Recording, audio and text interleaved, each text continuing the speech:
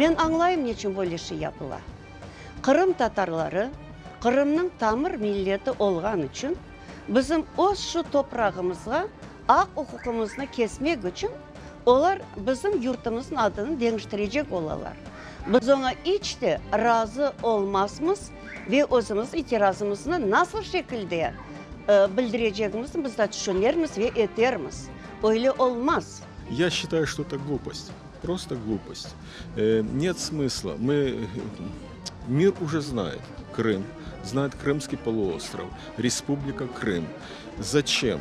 Зачем добавлять приставку Таврида, например? Если это будет Таврида, да? А как называть тогда крымских татар? Вот как их называть? А? Это крымские, есть крымские татары. Все, теперь надо как-то по-другому придумать что-то.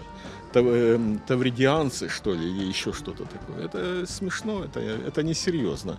Это кто-то сказал, вот и сейчас подхватили. Есть другие проблемы, которыми надо заниматься. На мой взгляд, вот этот даже не поступок, наверное, это действие, которое было предпринято на днях некоторой массой людей. Я думаю, что это взбудоражить общественность, увидеть реакцию, но я уверена, что ничего не изменится. Жайылдык olur. Мен öyle bileyim. Тарихнен olmak gerek. Тарихи адларын öyle kolaylıkla bozma olmaz. Men bunun asıl da razı değilim. Asıl da bu işe kol tutmam bir vakitte.